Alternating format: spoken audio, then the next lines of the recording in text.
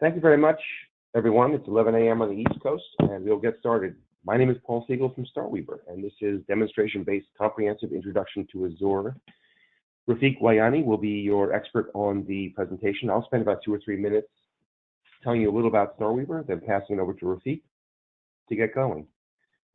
Again, StarWeaver is a professional development education company focused on technology, finance, and a variety of other subjects. We deal mostly with very large companies around the world. These are a list of some of our clients. And you'll see they pretty much cover every continent. They cover the finance areas, they cover the technology teams, the project management world. Here are the 5 domains we cover. Business skills, finance and banking, project management, traditional enterprise IT, and I would consider this more of the cutting edge IT type of program. A lot of the programs are live and in person or live and online.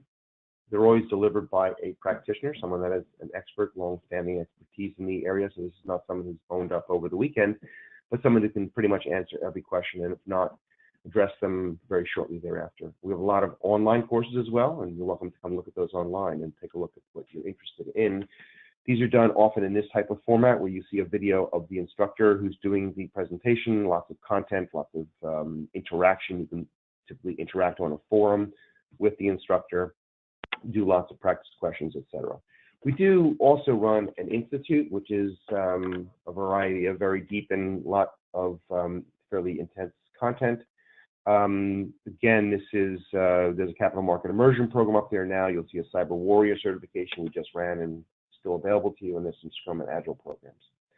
Rafiq will tell you more about himself, and I'll leave that to him, but he has extensive expertise in this domain across pretty much every type of business and company and at all levels. So this is someone who I think you can ask any questions that you might want. This is a program that we're running obviously today, this afternoon. If you're interested in one of our FinTech webinars, there's one on interest rate swaps this afternoon. Again, these are designed for not finance experts. Obviously, within 1 hour, we're not going to cover that kind of material. But we are going to help you get up to speed on subjects that you may touch if you're in the BFSI world. You'll see there are 3 more BFSI programs kind of back to back coming up on later this afternoon, a week from today, and then Thursday. And then thereafter, we go back to a TOGAF program. We have a Wireshark program for those who are in the either ethical hacking or security domain. We have a DevOps program. I highly recommend you register early for these. We had our maximum of 100 people tapped out last week or the week before that when we did a DevOps program. So again, just register early. That'll give you a seat at the table. And then there's an idle program. You'll see more programs coming up. Typically, we'll do 1 or 2 per week.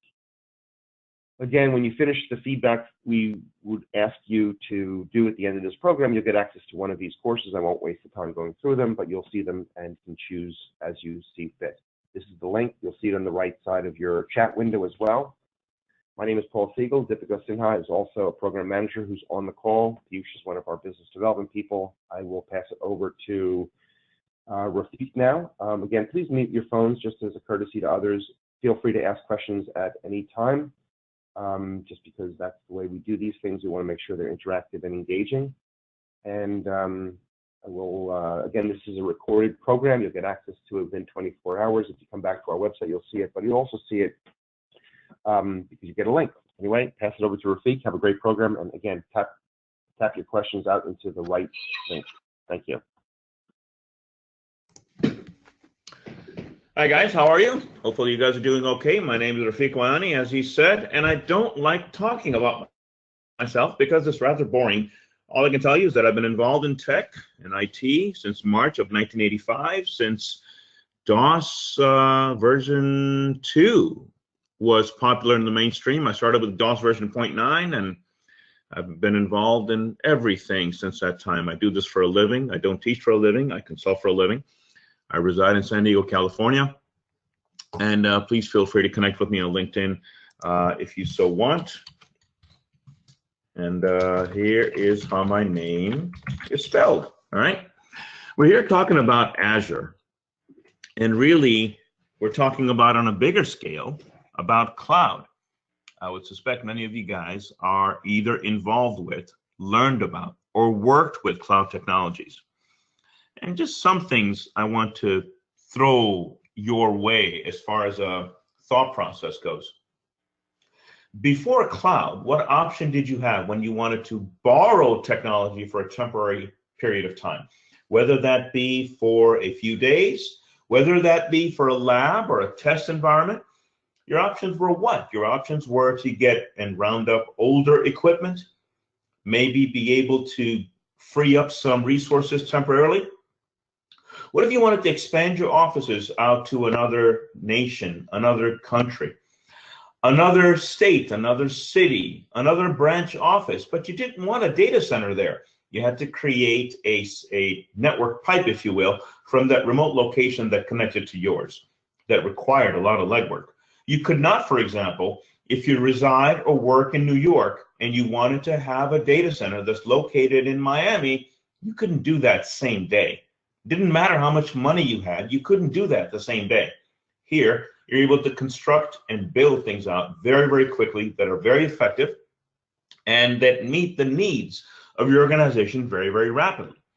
And I want to kind of show you what I'm talking about in terms of Azure and cloud services.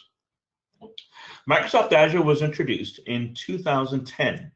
It was introduced 4 years after Amazon Web Services, which was introduced earlier in 2006. There are some distinct ways and distinct methods that Microsoft approaches cloud services that's different from the way Amazon approaches cloud services. Conceptually, you're right, they're the same, but from a practical perspective, implementation perspective, they're drastically different. So here, there's a listing of catalog of services. So what is the cloud, and what does cloud involve? Some people would say, well, cloud are machines that you use that belong to someone else. Well, in layman's terms, that may be the case, but there's a lot more involved. It's an entire ecosystem. And what I mean by an ecosystem is you're really talking about not just virtual machines. You're talking about the underlying storage.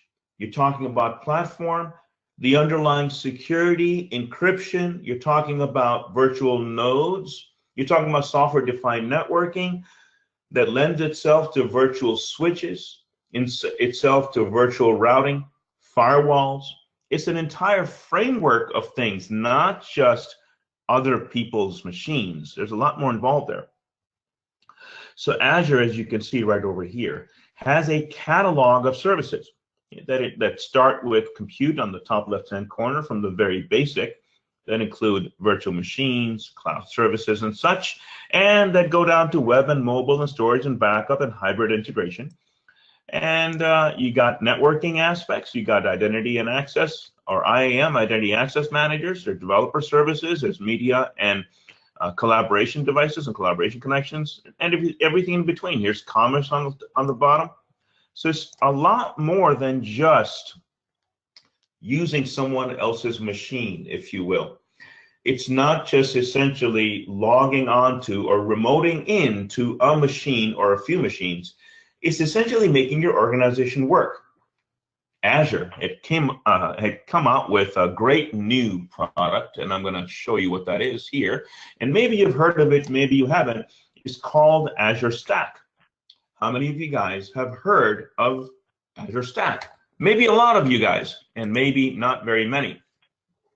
Azure Stack is Microsoft's product that lends itself to Azure. And not only that, it's a hybrid on-premise and in the cloud networking and data center platform. So if you have a data center on-premise, you want to utilize Azure when you need it, and only when you need it, you can do so, utilizing Azure Stack as your platform. You can have Azure Stack on-premise, and when you reach, for example, 70, 75%, or 80% utilization, you can define what that is. You can choose to use Azure Stack at that point, and you can say, go out to the cloud and provision me 10 or 20 machines until my utilization goes down to an acceptable level, whatever that may be. And once your utilization is not high anymore, you can kill all those machines in the cloud and bring them all back down on premise. That way, you borrow from the cloud only when you need to, and never more and never less than exactly what you need. And you don't have to do it manually. It does it for you automatically, if you will. That's what Azure Stack is about, and it is essentially a industry differentiator. Amazon Web Services doesn't have this exact implementation in this way. There are services that you can get that allow you to conduct this. DevOps comes to mind, but not quite this way, in this manner. Microsoft is a leader as far as Azure Stack and hybrid implementation goes, using this method and this model.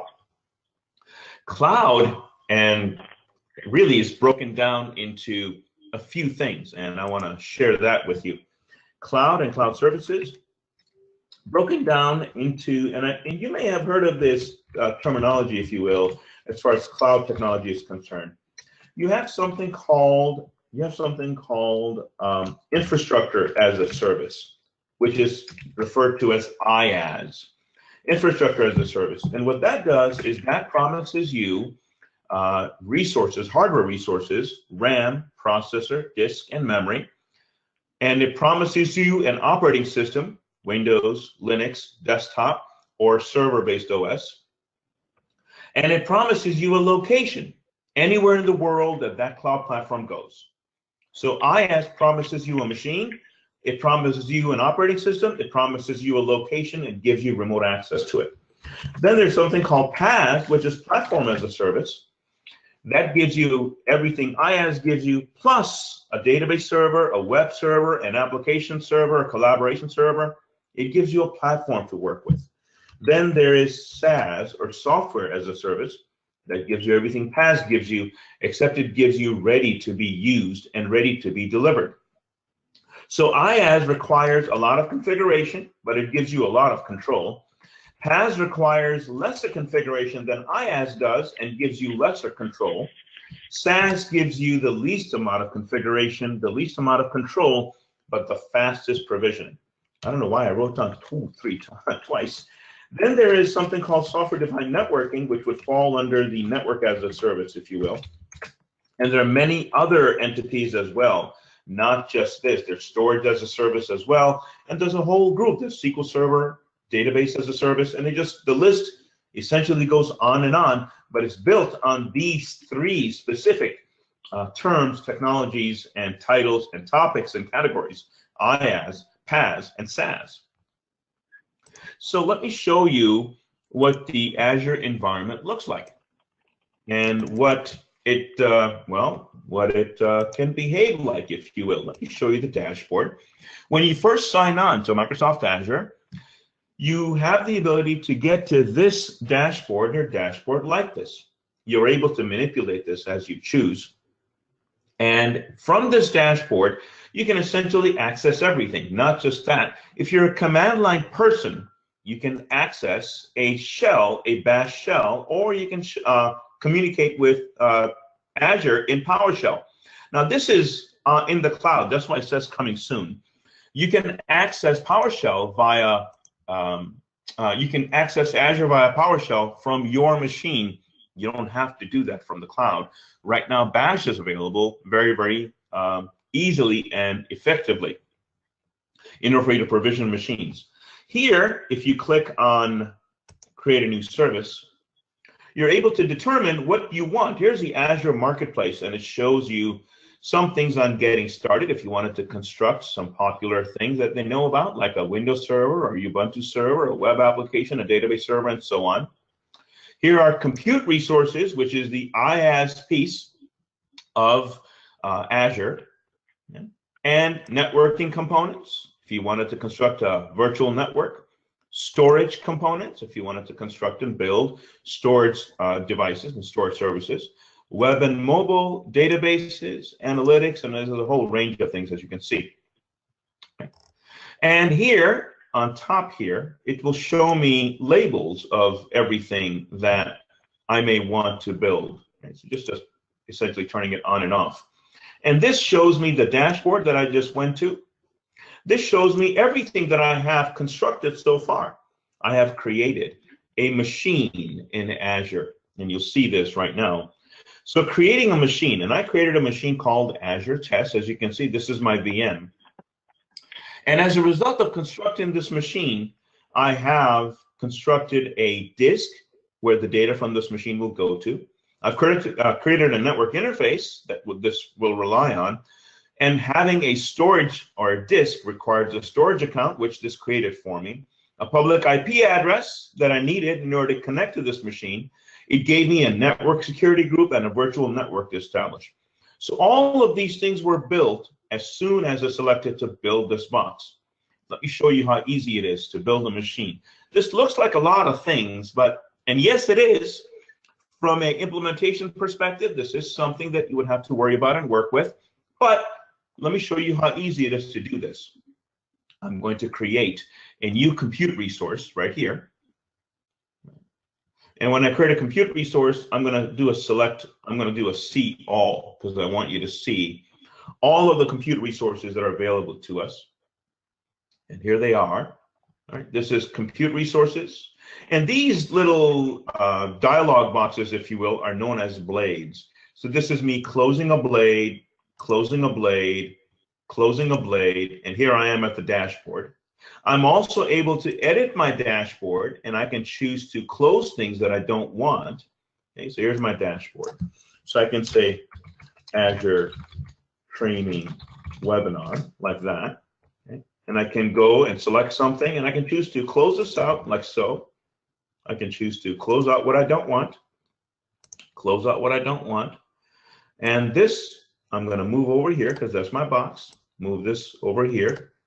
And I'm going to say done customizing. There you go. I've got my dashboard. And I can have multiple dashboards because I want to be able to view things that I want to view. And I want to be able to see things that pertain to me. So I can choose to place or add things, or I can choose to trash the dashboard altogether. Let me go back to adding. So here I opened up a blade that shows me all of the resources that are available to me. I'm going to select compute resources. I'm going to select see all. Okay, so it makes this blade and moves it over automatically and shows me the compute resources blade. And right in the search window, I have a lot of compute resources I can have. Right in the window over here, I'm going to select that I want a Windows server. And it finds me Windows servers that are available to me. I'm going to select Windows Server 2012 Data Center, like that. And it will display me what it finds. There you go. It finds me everything under the Windows Server 2012 Data Center. And I'm going to select Windows Server 2012 Data Center right here. Right? Here's a blade. And now it's asking me, let me shrink this so you can see it better. Now it's asking me if I want to create a new resource, if I want to use a resource manager, or if I want to go the classic route. Now, prior to the latest version of Azure, which really this interface, ARM, Azure Resource Manager, allows me to have a dynamic model that allows me to expand and shrink my resources very, very easily using the interface. ARM model is the one that everybody goes to. Classic model had some restrictions in the way that it worked, but it still gives me the option for classic model if I'm in the process of migrating from the older platform. So the classic model is not just there for visual capability, it's really there for compatibility and support. So here's Azure Resource Manager. I'm going to do a create. And it says, all right, some basic configurations. If you look on the top left-hand corner, and it says, okay, what is the name of this machine? So I'm going to call this one Rafiq Test, like this, Rafiq Test. And it says, what kind of disks do you want? I can specify solid state or hard disk, or essentially a regular hard drive. I'm going to leave a solid state. What is the username you want to go in with? I'm going to say Rafiq, and then it says, what is the password? This username is going to be the administrator username when I connect to the machine called Rafiq Test. This checkbox means that it makes sure that the machine name was not used underneath my list of machines that I have constructed. A machine by the name of Rafiq Test does not exist under resources on my Azure account. Okay, that's really what that means. Rafiq will be the user created on this Rafiq Test machine, which is essentially going to be a Windows Server 2012 R2 box that I specified. I'm going to create a password like that. Create a password, but I have to repeat the password since I don't know how to type. Try this again. Here we go. Okay. I can have multiple subscriptions. I only have one, which is a free trial subscription. And it asks me if I want to use an existing resource group or if I want to create a new one. Well, I have an existing resource group that I've already built. Okay. Resource groups make it possible for me, as you can see right over here, this particular resource group defaults to the Western United States. I have a lot of options here to place this machine. Remember, I was telling you about IaaS. IaaS, Infrastructure as a Service, allows me to specify RAM, processor, disk, network, operating system, and a location. So here's the location part right over here. I have selected Western US. I'm in San Diego. That's why I did that. I can choose other locations, obviously Eastern US. I can also select Brazil. I can also select North Central US, really any other place, as you can see, UK, wherever I want. There are some services that are available, visible, and faster in the Eastern US than they are in the Western US. I don't want to get through that specifically. I don't want to get through that specifically right now, but there are some services that are faster, easier, better, closer in the Eastern US than they are in the West. Here is the type of disk I have. Here's the name that I have of my username. Here's the type of the solid state disk that I've got, and the location. Now here it says, hey, if you already have a Windows Server 2012 R2 license, you can just prove it to us, and we're going to discount you the cost by 40%. I'm not going to worry about that at this moment because in my particular instance, I'm just using a trial, and I want to show this for demonstration purposes. If this was a real machine, and I didn't want to save 40%, and I did have a Windows license, and I did not want to include the cost of the Windows license onto Microsoft, having them charge me, I could use it. I'm just going to say OK here, and the next thing that's going to happen is it's going to say, OK, tell me what kind of compute resources you want. Do you want essentially, and I'll show you. So here I'm going to do a view all. I want to show you some of the resources that are available to me. I'm going to show, so it's loading them all. Here you go. And it's loading the prices. Now, this is the price per month. It's going to cost me $98.95 per month to have one processor with 3.5 gigs of RAM, 2 data disks with 3200 max IOPS, as you can see, 7 gig local disk, right? Really, really small. It's going to give me premium disk support, and it's going to give me load balancing. This is a machine that's eligible for what's called a free tier submission. So I'm using this machine because, well, it's free for me, but I can go up the scale, if you will, if I really want to pay. I have a $200 credit when I sign on with Azure for the very first time. And I can use up that $200 within 1 month or $200, whatever comes first. After the first month, I begin getting charged, or Azure begins to charge me for every machine that I have running or created. Azure and Amazon Web Services and every other cloud provider out there charges you based on resources that you have created, not just the ones you have running. So it doesn't matter if you have resources running or not, they will charge you. So here, for example, is $200 approximately for 7 gig of RAM and 4 disks, 6400 IOPS, 14 gig solid state disk, and so on. And let me scroll down over here to some of the expensive things that on the free tier I can't even get at. Here, look at this. Here's a $1,500 a month machine that has 16 processors, 56 gigs of RAM, 51,200 maximum IOPS. You noticing these? Okay. The reason I can't get to them is because I'm on a free tier. That's why I can't get to them. I'm just showing them to you. There are some very, very expensive machines over here, even much more expensive than the 1560. Here, look at this. Here's almost a $4,000. Here's a $7,000 a month machine. Look at this. It's 32 processors, 448 gigs of RAM, 80,000 max IOPS, as you can see, right? Very expensive machines, right? And as you scroll down, yeah. So those are the machines. There's many more, by the way. This is not the end of it. If I do have the needs if I have a need for a terabyte of RAM and 128 processors, Microsoft Azure can make that happen in a click of a button. Okay, So just to give you an idea on what's out there. So I'm going to select, for example, this box right over here, the smallest free tier standard. I'm going to click select. And then it goes, okay. It's going to give me an option to purchase, if you will, this machine. So, all right, this is what I'm going to do. Here's the machine availability. Here's the stuff that I'm going to create. And as soon as I click OK, it will build this machine. Now, I'm not going to do it right now because I've already built one. Let me close these blades. I'm going to close this out. I'm going to close this blade. I'm going to say, yep, discard these things.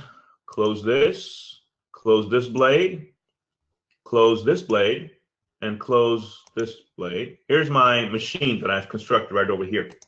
Okay, so I click on the box, and it opens up information about the machine that I've constructed.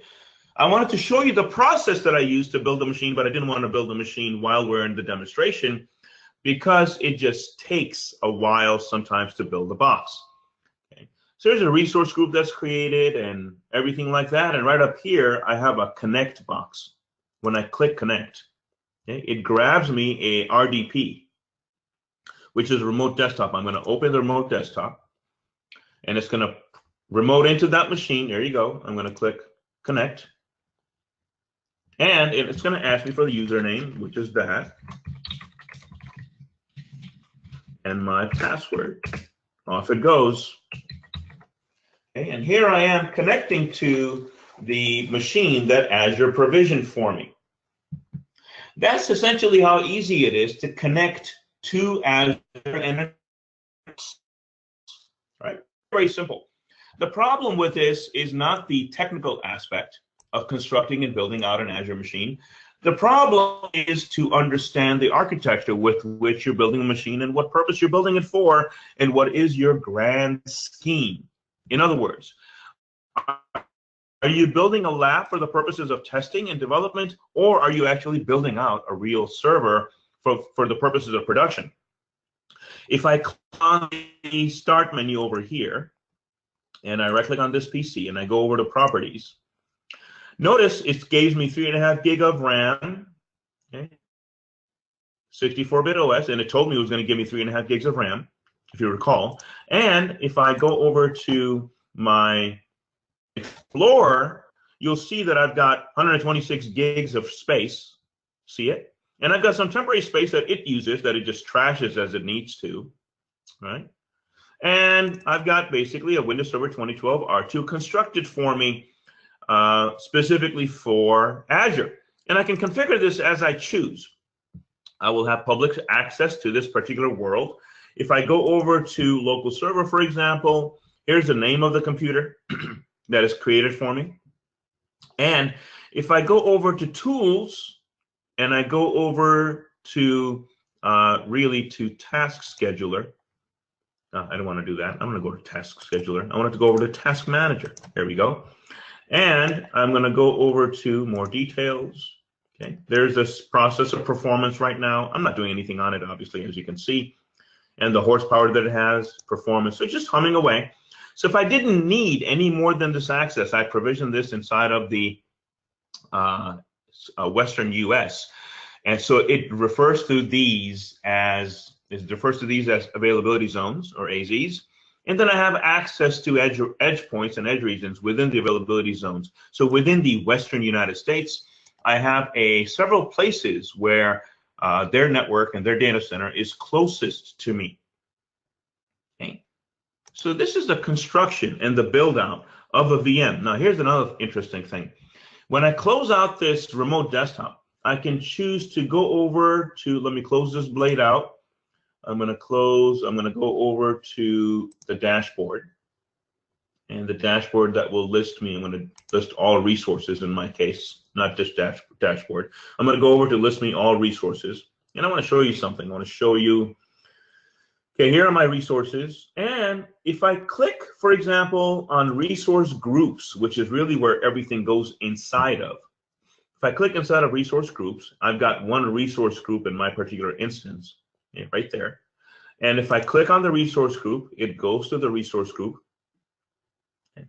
And I can choose, if I so want, there's the resource group. If I choose, I'm able to construct and trash this resource group right here. Here's everything that's in this resource group. My virtual machine is one of those things. I can very easily click delete, something I would never want to do in production, by the way. And it says, hey, name the resource group. My resource group is called Azure Test, right there. See it right up there? It basically wants to be sure that I'm not deleting something accidentally. I click delete, okay, and it trashes the components, everything in the resource group. Now, remember what I said about Azure. Okay? What I said about Azure was, and that's also true of Amazon Web Services, when you construct and build out a machine, as long as the machine is created, the resources are in use, and you are charged for that machine. It's not a matter of whether you're using it or not. It's a matter of whether the machine or the resource is provisioned. Whether that resource is disk or network, whether that resource is a machine or a platform like database server and such, it doesn't really matter. Okay. Now, in addition to this, for example, in addition to a compute resource, I can construct, if I so want, let me just close this out because I'm going to edit this dashboard and trash my machine. I'm going to move this over, click done. And I'm going to go over to new, and I can create, for example, database, and I can build out a SQL Server database. Now, what that's going to do is just going to create a platform as a service, and it will give me access to a database that I build out. It will create me a database based on my database specifications. It's not going to ask me if I want, how big of a server I want. It will ask me the location though, but this will provide me with platform as a service. And I can do the same thing with web services and such. There's web and mobile. I can build out a web app if I so choose. Here's IoT, Internet of Things. What do I want in terms of Internet of Things? I can specify if I want networking, for example, if I wanted to build out a load balancer. If I have locations between Miami and Tampa, I have locations between New York and Boston and New Hampshire, and I wanted to load balance them, I could do so, creating a load balancer so that when users come in, my web environment is completely load balanced. If I wanted to switch over to storage and I want to build out a storage account that is going to allow me to have faster storage because my needs are greater, or if I want a backup and a site recovery system, I can do that. If I want a vault that will store my data, large amounts of data that I want to access. Here's AI and cognitive services that are available to me if that's my intent and that's what I want to do. Here's some developer tools that are visible to me. If I wanted to build out a dev test lab right over here and application insights and such, okay, very, very easy to work with. And then monitoring and management of my environment very, very easily. Data and analytics, this is specific to BI and machine learning and HD insights for business intelligence and a whole host of other technologies as well. So there's everything here. There's containers right over here. There's Azure Container Service, which works like Docker services. There are many other add-ons that work with this as well. Here's enterprise integration. If you wanted to integrate other services, you want to integrate other accounts. Security and identity management. Here's Azure Active Directory. If you wanted to integrate Active Directory that's on-premise with Azure, you could do that over here as well. So there's a whole host of things that this helps you use. And since it's Windows, since it's Microsoft, it integrates very nicely with .NET and .NET Framework, very nicely and very tightly with other tools and other services like SharePoint, like Active Directory, like the .NET Framework and the .NET Platform within your environment. It integrates natively. If you're utilizing the Visual Studio development environment or SQL Server 2016, you will see there's a very, very tight integration with Azure, as you might imagine. So if you're a Microsoft shop and you utilize Microsoft tools, Azure is a natural component and extension to your organization, as it will allow you to integrate very nicely with the Azure platform. And then later on, if you so choose, you can go the Azure Stack route and extend your on-premise network onto the cloud utilizing Azure Stack and making it possible for you to expand and shrink your resources on an as-needed basis. Right? I want to take some questions right now to see what I can help answer, what I can help clarify. And I want to find out and learn more about your needs as they pertain to Azure and as they pertain to, cloud. What can I help with, and what have you learned, and what do you need clarification on that I can assist you with? Seems like I've been going rambling on and on for a while. I'm sure some of you guys have some questions I can help answer or demonstrate. Anybody? Everybody's quiet. Anyone?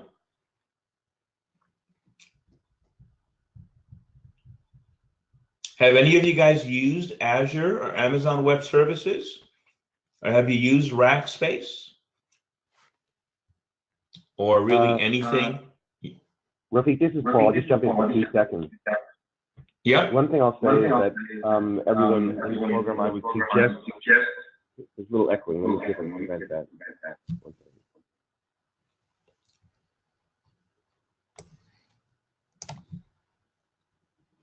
No, for whatever reason, it's still recording.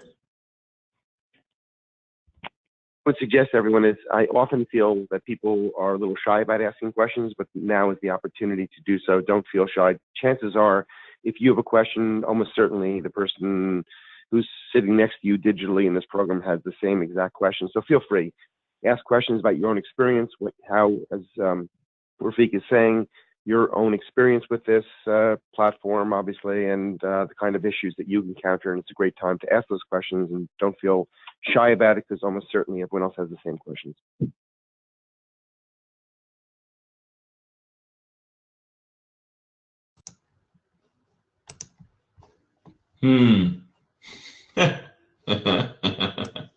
I want to show you some other things as well.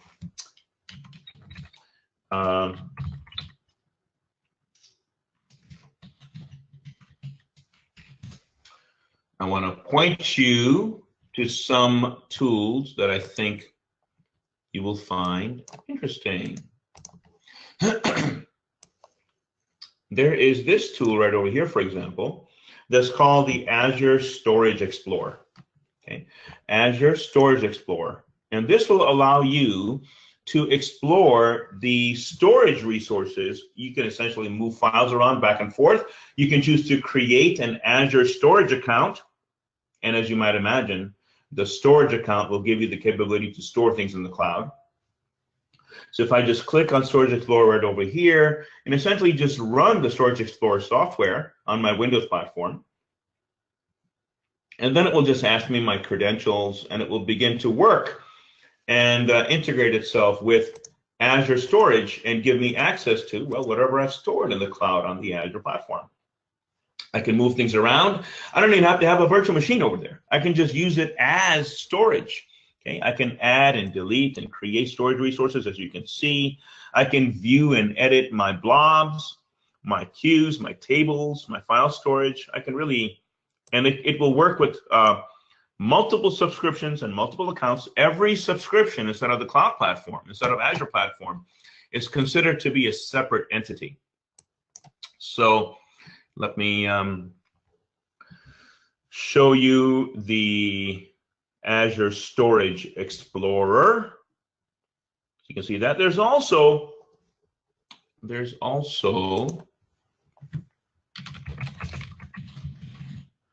Azure PowerShell, which I want to show you as well. All right. Okay. I want to show you some other tools. I don't know how many of you guys are PowerShell people. So here I am opening up the Storage Explorer. But Azure, as I said, integrates really nicely with PowerShell. So you can construct and build out your entire Azure environment, whether it be VMs, whether it be storage devices, whether it be networking resources, whether it's application as a service, network as a service, infrastructure as a service, software as a service, platform as a service. You can build it out in PowerShell. Everything you have access to in Azure in the GUI, you have access to in the storage environment. So it says add an Azure account. Okay, I'm going to sign in. I'm going to sign into my Azure account. Right.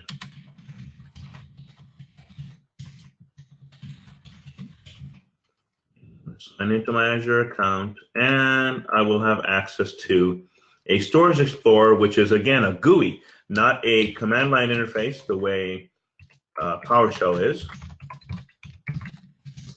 There you go. So it authenticates my Azure account, and it will give me access to Storage Explorer. Here we go. Goes, all right, here we go. I've got storage accounts, and it tells me if I have any. Okay, here's development, my SaaS services right here. Blob containers, what do I want? File shares. I don't have any right now, but I can just create them and build them out.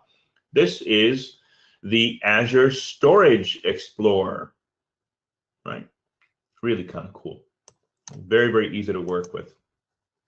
Okay. I can also, here's my account right there, right? And my local attached storage, okay, and my Azure free trial account as I've got, and what it points to. In addition, I want to show you this tool right over here. Okay, so this is all of the SDKs and the command line tools that are available for Azure specifically. Look, .NET, Java, Node.js, PHP, yes, PHP. If you go further down, I've got Python, Ruby, mobile, and media. I've got Android, iOS, Swift, for Swift if you work with it in the iPhone environment, and Windows. Okay. Everything that I need to collaborate with Azure at the command line. Here's the PowerShell installation, as you can see right over here. There's an Azure command line interface, Azure CLI. There's AZ copy tool, which will let you copy things to and from your local device over to Azure or between Azure storage containers. There's an Azure Storage emulator, which will emulate Azure Storage. There's migration tools if you wanted to migrate a virtual machine onto Azure. There's an Azure website migration assistant. If you have a website that you wanted to move over to Azure, you can use this tool to conduct it right there. And then there's standalone tools. So Storage Explorer, which is what I just downloaded as you see. If I do a Windows install of PowerShell, that essentially loads PowerShell for Azure.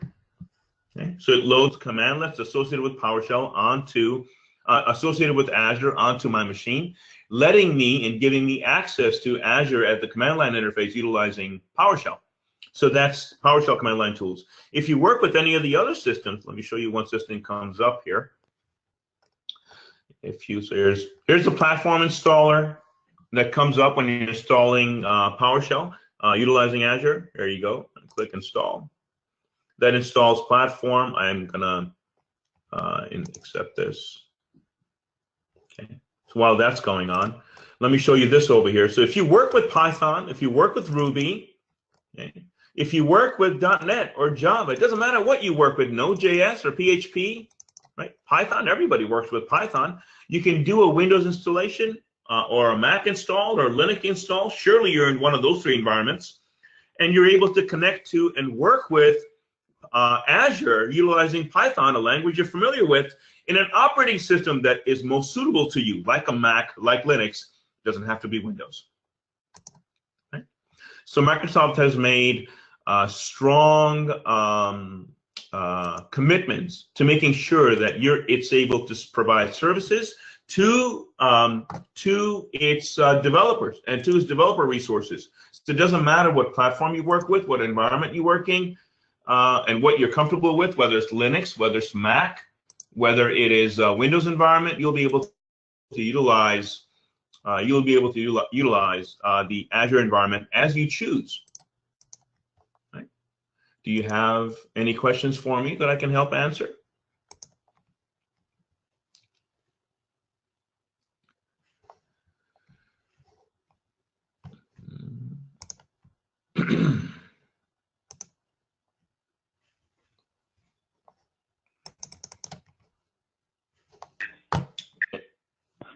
Any questions that I can help answer, guys?